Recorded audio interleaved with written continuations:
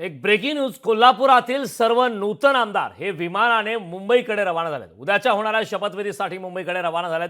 राधानगरी मतदारसंघात प्रकाश आंबेडकर हे विजयी झाले आहेत. या दरम्यान कोल्हापूरच्या राधानगरी विधानसभा मतदारसंघातून तिसऱ्यांदा विजयाची घोडदौड सुरू ठेवणारे प्रकाश आंबेडकर यांच्याशी बातचीत केली आमचे प्रतिनिधी सतेज औंधकर आहेत.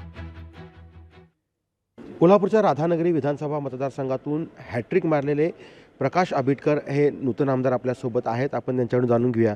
काय सांगाल साहेब? खरं तर विजयाचा गुलाल तिसऱ्यांदा लागला आहे, काय पहिली प्रतिक्रिया आहे? निश्चितपणानं राधानगरीच्या जनतेचे मी मनापासून आभार व्यक्त करेन.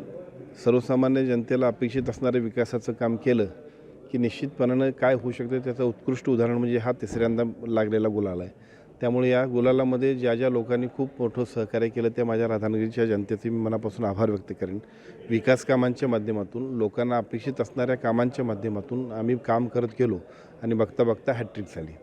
महायुतीचं सरकार म्हणून काम करत असताना महाराष्ट्राचे मुख्यमंत्री एकनाथजी शिंदेसाहेब, देवेंद्र फडणवीस साहेब आणि सन्माननीय अजितदादा पवार साहेब यांच्या नेतृत्वाखालच्या सरकारनं जी काय अभूतपूर्व कामगिरी केली त्यामुळेच आतासुद्धा खूप चांगल्या पद्धतीचं यश या सरकारला मिळालं.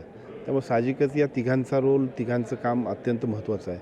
परंतु या सगळ्यांमध्ये सुद्धा ज्या पद्धतीने गेल्या 2.5 वर्षांमध्ये मुख्यमंत्री एकनाथजी शिंदेसाहेब रस्त्यावरती फिरले, एक CM हा कॉमन मॅन म्हणून काम कसं करू शकतो त्याचं उत्कृष्ट उदाहरण म्हणजे आदरणीय एकनाथजी शिंदेसाहेब आहेत. त्यामुळे निश्चितपणाने ठीक आहे, बलाबल पक्षीय बलाबल शेवटी हा पक्ष नेतृत्वाचा विषय आहे. ह्या गोष्टी जरी खऱ्या असल्या तरी मुख्यमंत्री एकनाथजी शिंदेसाहेब हे निश्चितपणाने या सगळ्या गोष्टीला अजून चांगला न्याय देतील असा आम्हाला विश्वास वाटतो.